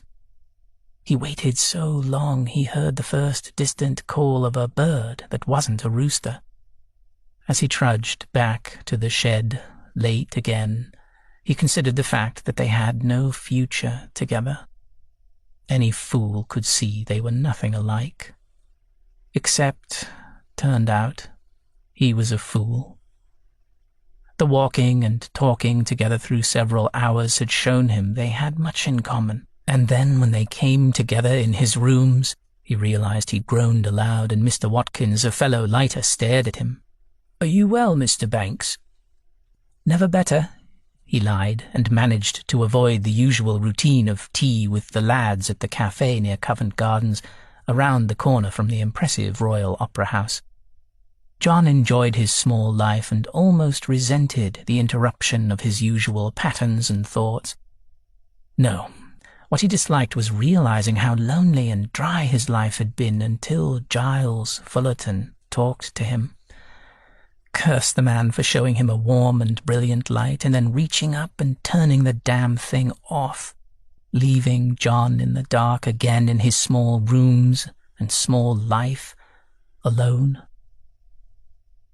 The next night he again saw nothing of Giles Fullerton, and the disappointment hit him so hard that he realized he'd turned into an infatuated, obsessed man, worse than any green youth. Even if Fullerton had come out into the night to walk with him, John knew it wouldn't be enough. Longing for one person was no good for a man like him, not with his tastes. Although, now that he considered the matter, he recalled that when he was a child, the men next door had been a pair of confirmed bachelors, a startling revelation. Men who didn't just meet in the night and then run away. John quashed the sprig of hope that had begun to grow. That sort of daydreaming of a future with another man did him no good. It was a good thing he'd witnessed and read about this sort of lust-filled blindness, he supposed, as he dragged himself away from Fullerton's house. He'd certainly never experienced it himself, and it felt as near an illness as a sneeze or a cough. The third eve and morn, with no sign of Giles Fullerton, John knew he must make a change. When he went to the shed that daybreak, he hung about, waiting to talk to another lighter who was eager to trade his walk for John's. John had long ago inherited his streets, and what a fine route it was. He sometimes got a tuppence or two slipped to him near Christmas, or at the very least kitchen maids gave him small pies or other treats. A lamplighter who made his way through a less savoury neighbourhood worked quickly, and he had a longer walk. John traded for the new walk, though, rather than pass Fullerton's house every day, twice. It did him no good to ache for something beyond his touch, and he would rid himself of the yearning as soon as humanly possible. The next night, on the new, crowded streets, he'd light the lamps earlier and turn them off nearer daybreak and meet new people as he walked, exchanging a brief word with a few, doffing his hat to silent others. Change was good, he reminded himself as he made his way down the narrower, crooked lanes. After he left John Banks's apartment that spring morning, Giles walked quickly through the streets of London, barely paying attention to his surroundings, a familiar habit. But his mind dwelled on something other than misery.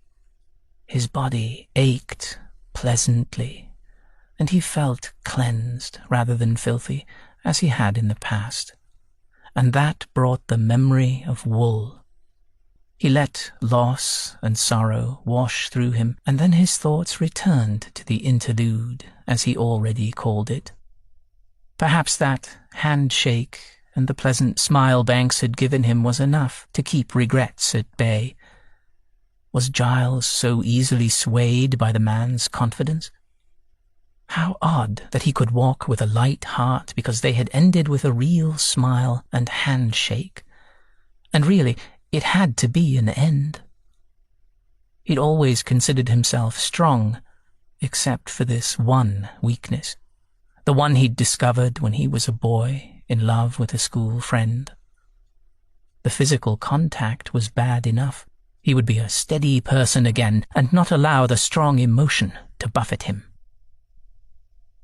After a very late breakfast, he'd been at Banks's house for hours, he wrote a letter to Mrs. Wolver, begging her to forgive him for not attending her gathering and dance. Her year of mourning had finally passed, and the widow was more than ready to live again. For the first time, Giles could contemplate her lackluster mourning without anger, and his letter came more easily than most of his communications with her. Her answer came in the afternoon. She begged him to reconsider and come to her house, which had been Wool's family home. She was leaving in an hour to go prepare for the party. The country house was only an hour by train, and she'd be delighted to give him his old room. God, no, not that, he thought. He got up and walked to the window. The day was drawing in already, and he felt his heart thump faster as he looked out the study window, down at the streets. He didn't move, and stood there long enough to see the man with a pole and an already familiar walk making his way down the street. Banks looked up at his house. Giles drew back from the window, but a second later returned to it. That slow way Banks was moving was nothing like the lamplighter's customary walk or habit. Giles watched, and something resembling panic touched him. Not fear that he'd be discovered, or that Banks would talk to the wrong sort of people. No, he already trusted the man. This was a different fear, that the interlude had meaning. He must not encourage the man to think of him as a possible companion. That had been a one-time strange occurrence. And then Giles realized his arguments about Banks were with himself. He wanted nothing more than to walk down the stairs and out the door to greet the lamplighter, to touch him and pull him into a hug, and the sensation of dropping deep inside his belly told him he grew excited. The mere thought of a man, one particular man, transformed him. No, he could not allow this, not again. He would not become attached to another man. Perhaps if he were to remove himself from temptation, he could accomplish 2 tasks with one journey. Decision made.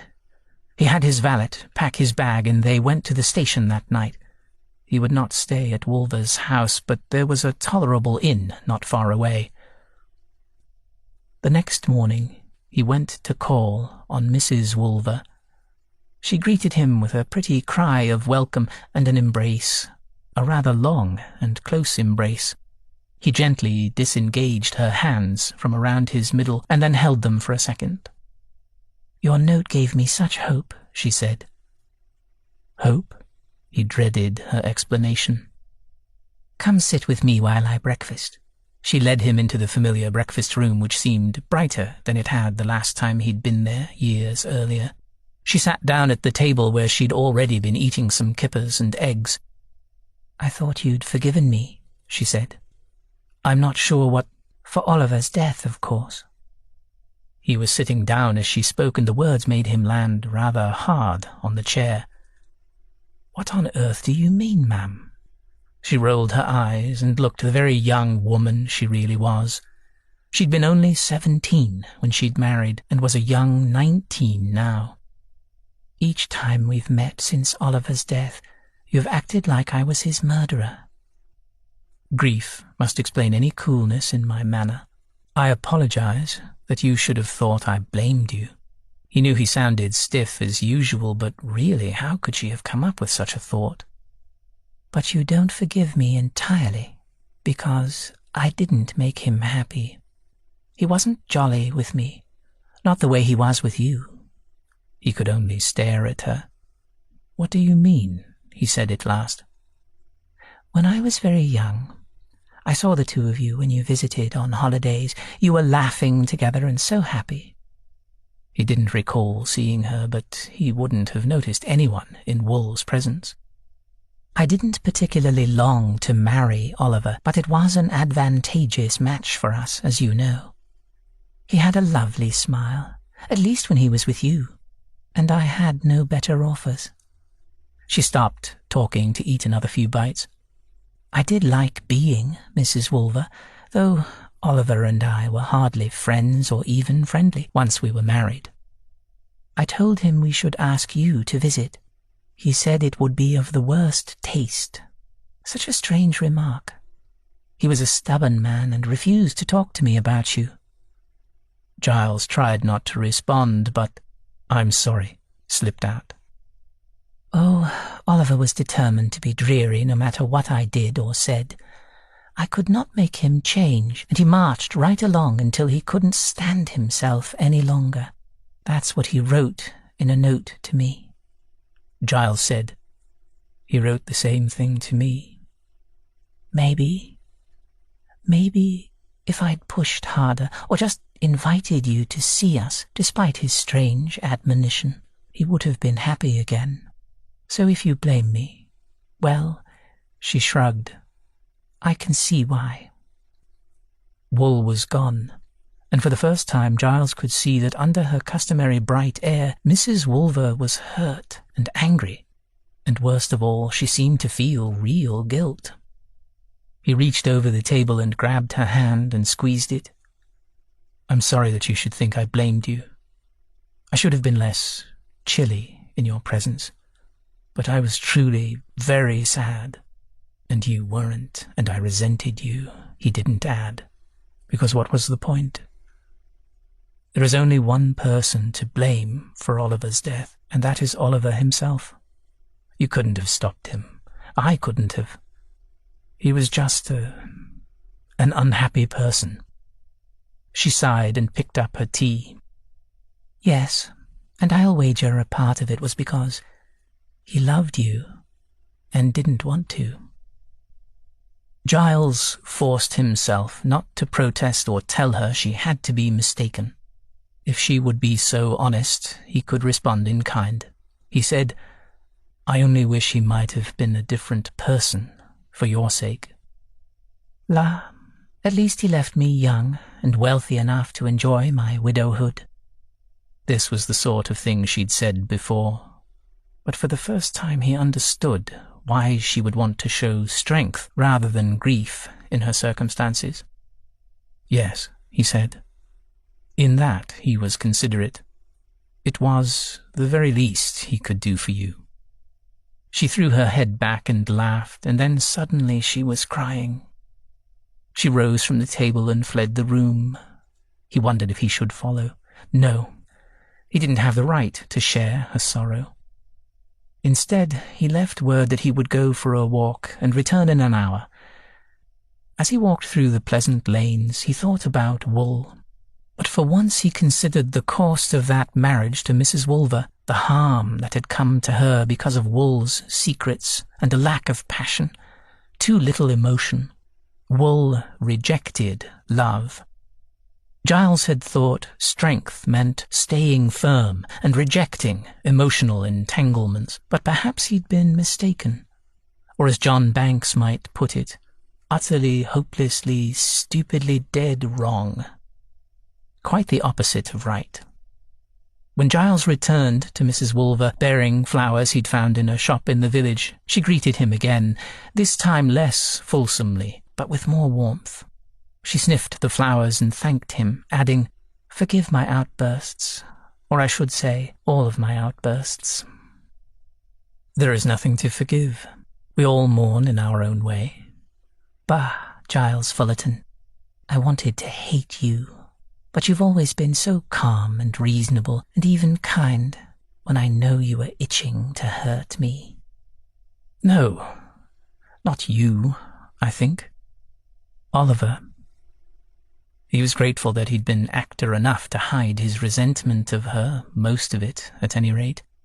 "I was angry with him. Yes, and I still am." "Yes, what a rotter Oliver was. Terrible to both of us." She sighed. "I shall find a man who does nothing but smile from sun-up to sundown and all night long. He will prove a fine remedy, and I shall marry him and live happily ever after." He laughed. I wish you luck with your search." And it suddenly occurred to him that he'd met such a man. What a pity that he and John Banks did not even venture into the same circles, although such a happy ever after could not take place even if they did meet up from time to time. Why not? Giles smiled to himself at the silly question. Because that is not the way the world works. The next day was the one before Mrs. Wolver's house party, and he came to say good-bye before her guests appeared. He was glad she was determined to be jolly, but he still didn't feel ready to witness a party in Wool's own house. She must have suspected his reasons, for she didn't push him to stay, and accepted his weak excuse of appointments in the city. Before he took his leave, he and Wool's widow went for a walk around the grounds that she had redesigned, changes he couldn't help noticing that were for the better. She asked his advice about improvements to a southern-facing garden. "It's charming as it is," he said. He gazed past her at the spot where he'd once kissed Wool, just under that tree. Oh, Wool. Such a stupid, sad waste. Mrs. Wolver laughed. "Well, I shall change the garden anyhow and add a summer house. I consult with you purely as a formality, of course. I know you'll let me do whatever I wish. You made that clear at the first meeting at the lawyer's office. I knew then that at the very least Oliver had left me in good hands." He thought back to that nightmare of a day when he'd learned he must interact with Wool's widow on a regular basis. He'd been motivated by indifference to her and a fear of having to travel to this very spot, Wool's family home, the place laden with memories. He stopped staring at the tree, and after a silent apology to her, he said, "You have always been sensible. Why would I interfere?" After their walk, she gave him tea. Giles refused her last perfunctory request to him to stay for the ball. "But I hope I shall see you when you come to town," he told her. He'd said such things before, but now he spoke the words truthfully. "We will talk about Oliver." "Perhaps. I hope we will talk more about you and your gardens and your cheerful swain, your gentleman who will always smile at you," he said. "I do believe that it was sorrow that made you so grim with me," she said. "I'm glad you're happy again." Hardly that, he thought automatically. To be happy when Wool was still dead seemed wrong. But as the train drew into London, he felt the surge of energy that felt like the essence of spring and growth and possibilities, a lightening of the heart and a brush of excitement. He stopped at the lamp in front of his house, which had already been lit. Mr. Banks, John Banks, he thought, and that thrum of excitement turned into something he found difficult to ignore. Yet when he went to bed that night, he slept well, better than he had for months, years perhaps. He woke up to daylight and no burning lamp. The disappointment made him smile, but he also made certain to be watching that afternoon. The shambling figure that came around the corner was not his Mr. Banks, however. Worried, Giles left the house and walked out to the man, a tall, gaunt man of about 50. "Good evening," he said. "You're not the usual lamplighter, are you?" "I am now." He was missing any number of teeth, so the words came out in a slur.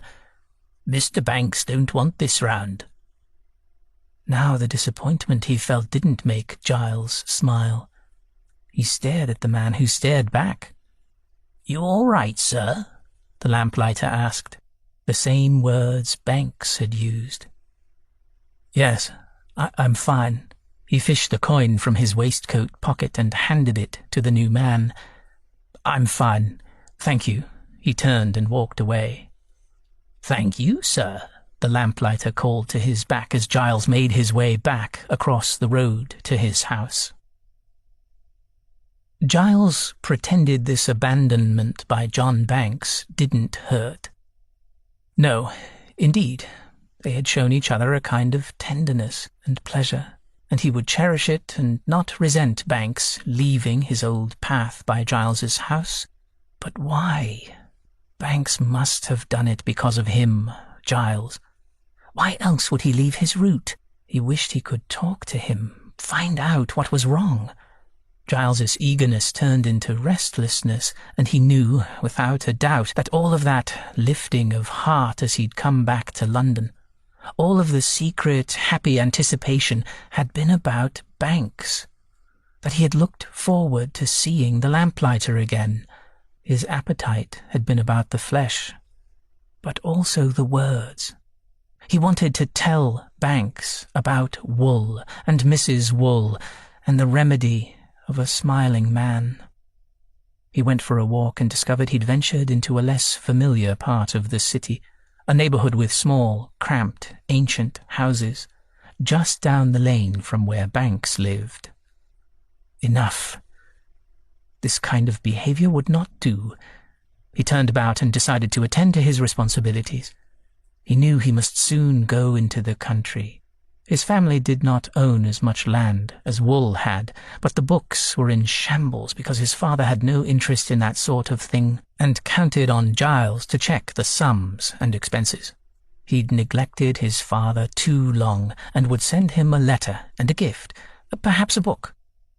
His absent-minded father, absent in his imaginary travels, enjoyed descriptive guides to countries he'd never visit, and Giles had an agent to track down such books. Perhaps he could look for a book on his own, and this area where he restlessly walked was not far from some good shops. He considered going to Hatchard's on Piccadilly, but decided to go to Holywell Street, the dingy old Elizabethan way near the Strand. Not far from the Opera Comique, he noted. They'd talked about the Gilbert and Sullivan there, and yes, now he remembered the name of the bookstore where sometimes John Banks, Lamplighter, might be found. It took a few tries, but he found the shop with Abrams stenciled in neat gold script on the window by the door. Shelves of books reached floor to ceiling along every wall, with some freestanding shelves also forming a maze. There seemed some vague organization to the whole arrangement. He made his way around a table that held stacks of Bibles on one side and Darwin's On the Origin of Species on the other. Mr. Abrams clearly enjoyed controversy, or had a sense of humor. He walked about the shop for a time until a stout lady of about 40 with salt and pepper hair approached him. She had pretty brown eyes, but otherwise was rather plain, or perhaps she didn't make any attempt to make herself attractive. "Are you looking for any particular title?" she asked. "I'm looking for travel guides." She pursed her lips. "We have a few. Come along and I'll show you." As he followed her, he found the courage to say, "I wonder if Mr. Banks is available." She glanced over her shoulder at him. Her face, lit with a sudden smile, became close to beautiful. "What? Oh, goodness. You are here about the play. Because Mr. Abrams, my husband, is the man you actually want. Banks and Abrams sounded better, my husband thought, so his name went first, but Mr. Banks isn't really the man in charge."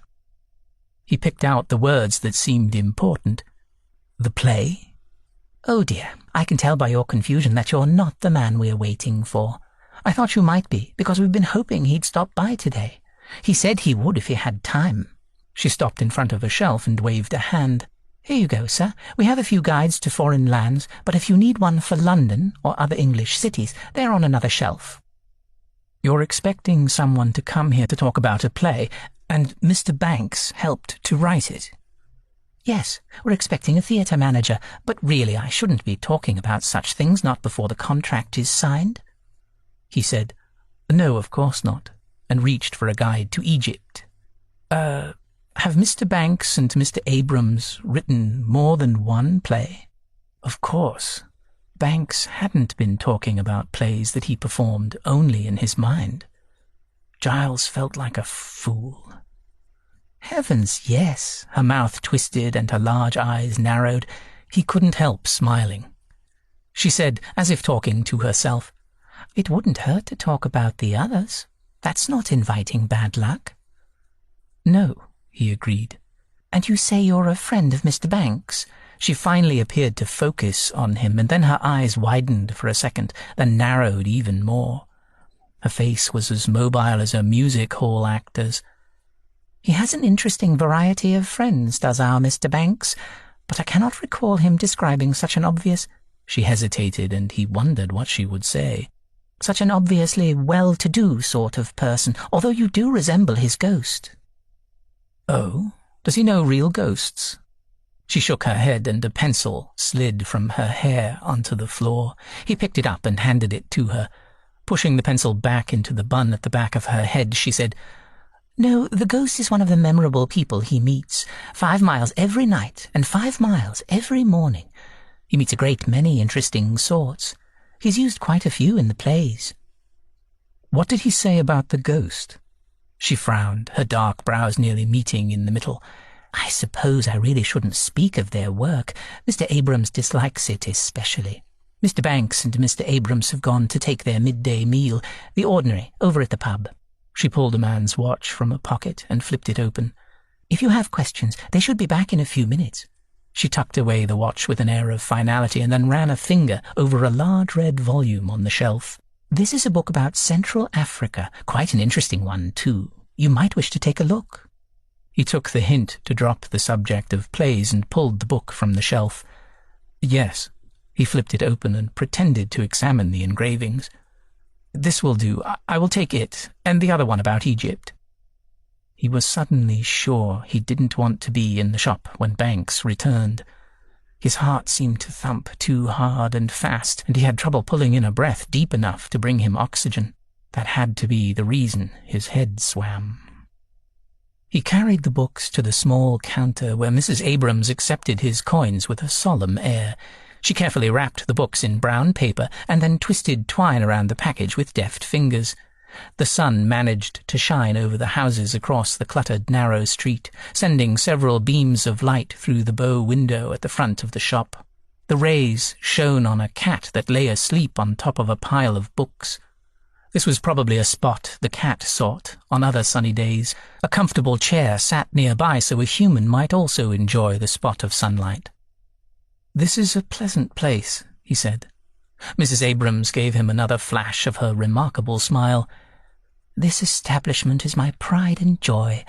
Mr. Abrams is so deep into his writing nowadays. I get to do just about whatever I like out front here. Mr. Banks is a help, of course, when he has the time." She frowned at him again. "An interesting man, Mr. Banks. He came in at first with his wife. Did you know her?" He shook his head. "Alas, no." "Mrs. Banks was genteel, near as fashionable as you, I'd say. She spoke and acted like a lady who'd been raised in Mayfair. When she brought him to the shop, I had to wonder what she saw in him other than— well, he has a nice form, does Mr. Banks. But then I came to know him and stopped wondering if they belonged together. They did, indeed. Other than Mr. Abrams and myself, I doubt there has ever been a happier couple." She gazed at him as if expecting an answer. Giles said, "Mr. Banks has spoken of her, and I know he loved her dearly." He took the package she handed over to him and put his hat on his head. Mrs. Abrams' cozy, gossiping manner with a stranger should have put him off, but perhaps the sun, the books, the cat, and her smile had made him less annoyed than he might have been. What would Wool have done if she'd prattled at him in such a familiar manner? No doubt given her an icy look and retreated to the natural history section of the bookstore. God, he missed Wool. The thought came automatically. It fled when a bell rang and the door crashed open. "Here they are now," she said, "unless that's the manager at last." Perhaps there was a way he might escape out the back. Giles looked around the rabbit warren of bookshelves but saw no sign of another exit. A booming voice came from the other side of the stacks. "Miriam? Miriam, did Mr. Marshall show?" "Not yet. I thought this customer was he because he's looking for Mr. Banks." A man with a broad red face came around the corner. "He's not Mr. Marshall." And then there was Banks, who stared at Giles as if he were some amazing conjurer who'd just defied the laws of time and reality. "No, this is Mr. Fullerton." He cleared his throat. "How do you do, sir?" "I am well, thank you. And yourself?" This was the first conversation they'd had in public. It was awkward and strange, and he was filled with a fierce joy. Banks had gotten a haircut lately, and Giles regretted the loss of those dark brown curls. "I hear you've written a play," Giles said. "Miriam, no, what have you been gabbling about?" Mr. Abrams bellowed. "She told me nothing about the play, sir." Appalled, Giles turned his attention from Banks to the shop owner, whose face was now even more scarlet. Mrs. Abrams met Abrams' anger with a scoffing snort.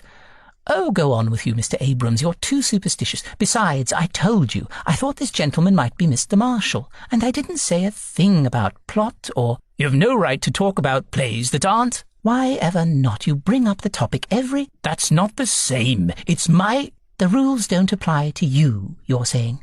You set them down in a grand style and then ignore—" "Damnation, woman, these aren't rules, they're—" "Don't you raise your voice at—" "I shall if you insist on talking to every—" "Do you never listen? I told you I believed—" Their voices rose with each interruption, and they'd apparently forgotten they weren't alone. Horrified, Giles glanced at Banks, who watched him, grinning. "Come on," he mouthed, and jerked his head at the back of the store. Giles followed him through the stacks, and the arguing couple's voices followed. That should last another few minutes. The lovebirds do enjoy their dramas. I think it keeps them young, and usually the lines of dialogue show up in a fancier form in the plays. Banks still smiled. How could he be amused by such a vulgar display? But why not? The voice that Giles had recently encountered inside himself was at work again, and then the voice was silenced. He forgot about the peculiar Mr. and Mrs. Abrams. The pure pleasure on Banks's face was brighter than the sun, and warmed Giles. Of course he had been right to seek out Banks. He'd be a fool to avoid the sight of the man. When they ducked behind the curtain to a small back room, he wondered what they would do in the future. But he knew without a doubt that the future held the two of them, together, in some form, even if it was simply taking long walks in the middle of the night. The small internal voice piped up again. "See, life is too short to cling to misery. Find pleasure." Chapter 5. The fine gentleman Giles Fullerton had come looking for him, John Banks. He'd obviously remembered John's words about Abraham's shop and sought him out, come on his own, with no prompting or pleading from John. The happiness bubbled up inside John and made him want to laugh aloud and run out into the street and tell everyone. But the only person he could safely gloat to stood right in front of him. "You came looking for me, Giles? You did." He used Fullerton's first name and liked the way it felt in his mouth. Giles's smile was tucked at the corners, as if he were embarrassed. Well, yes." John opened his arms wide. "We have 1 second or two. Please allow me to embrace you. I'm that glad to see you." And thank God in Aphrodite their current play was all about Greek gods. Giles Fullerton stepped close, and his body against John's felt better than any embrace John had ever known. He buried his nose between Giles's neck and collar and breathed him in, a wealthy man's scent. Giles squirmed and his arms tightened. He gave a breathy little moan. John's relief and joy slid toward arousal, as sure as day slides into night. He stepped away. "Not here. Will you come to my house at 8 tonight?" For a moment the silence was only broken by Mr. Abrams. "That's all well and good, my lady, but let me tell you—" And Mrs. Abrams interrupting with, "Oh, no, this again, you always say—" "Yes, I would like that," Giles whispered. "You won't run away again after?" John asked. "I didn't run away. I had obligations." "Ah, my mistake." "I won't run away again." Giles pulled on his grey gloves, adjusted his hat, and tucked his paper-wrapped bundle under his arm. "You will tell me all about Mr. Marshall and the play, and we will have a cup of tea." "All right," said John, "but that'll be after." He learned that Giles blushed deep red, a wonderful fact he planned to abuse as often as possible.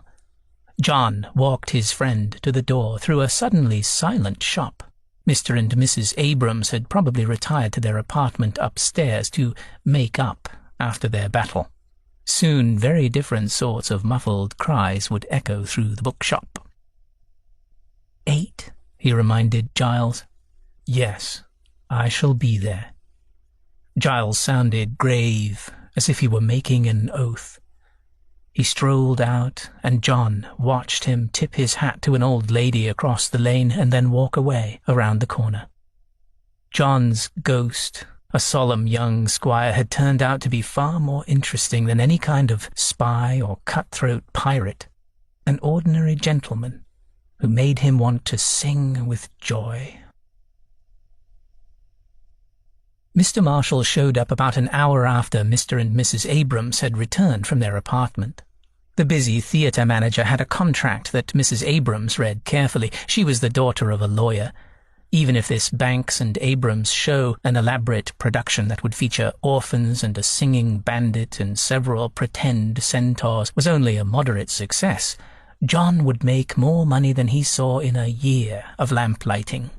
That didn't seem right somehow, but he didn't say so.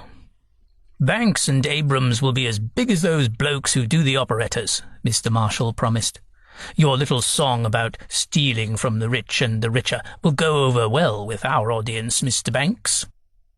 John helped the Abramses drink a celebratory glass of wine, then grabbed a hansom rather than an omnibus to go to the gasworks on Horseferry Street for his weekly visit to his place of employment.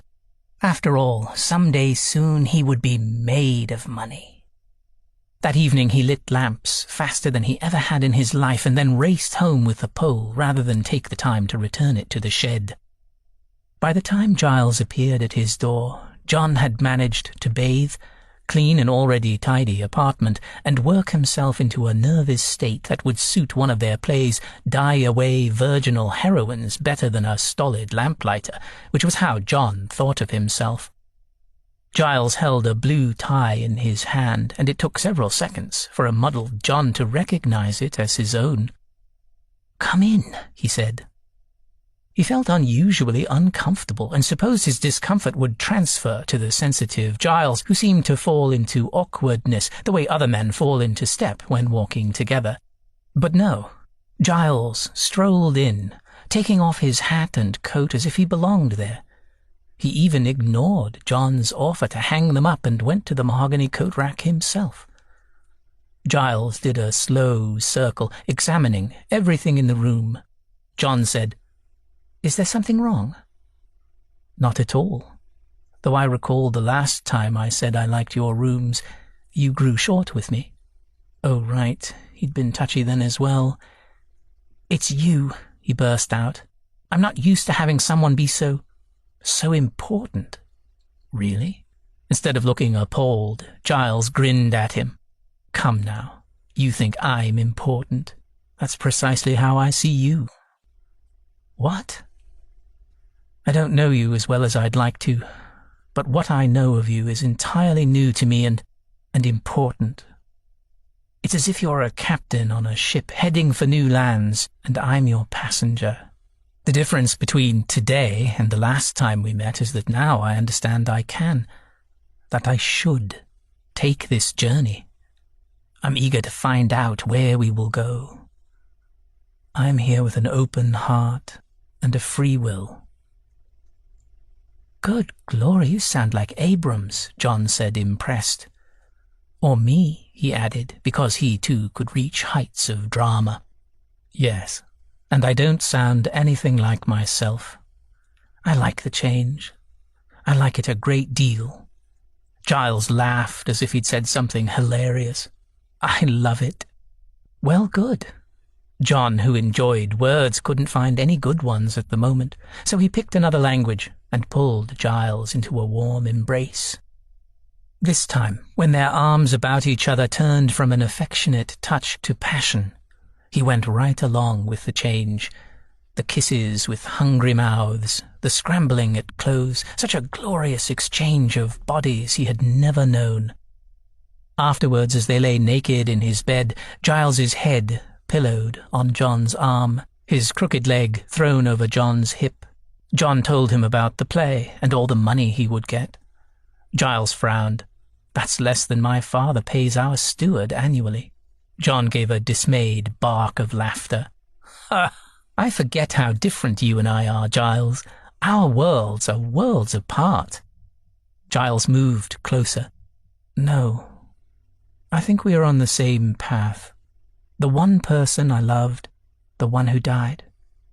"Oliver Wolver." Giles said the words too carefully, as if he weren't used to saying the name out loud. "He and I had so much in common. We'd known each other for years." He stopped speaking for a minute, perhaps gathering his thoughts. John said, "Same school, I remember." "Yes. And we both liked natural history, although he was far more interested in it.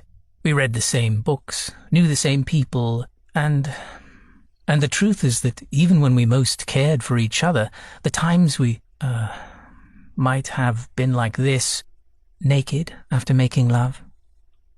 Truly, Giles had a lovely blush. Even during those times we allowed ourselves physical comfort, we weren't contented. I don't think happiness was possible for him, but, well, my point is, I want to be joyful, and you know how. Hearing you say that, I feel like some kind of hero from one of our plays, a person who can teach someone else joy. Now that's a gift.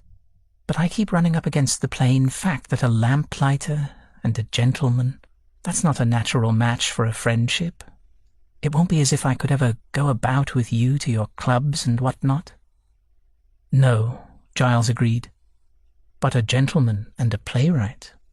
Those two could be seen in public together, and no one would complain." "Do you really think so?" "Yes, really. And if they did speak of our odd friendship, they wouldn't do it in front of us. We shall be too important and influential. Especially you, Mr. Banks." "In what world are you living?" "The one you're in, of course." John liked the sound of that.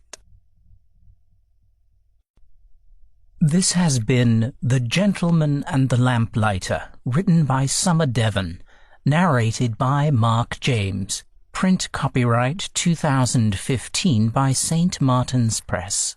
Production copyright by Kate Rothwell.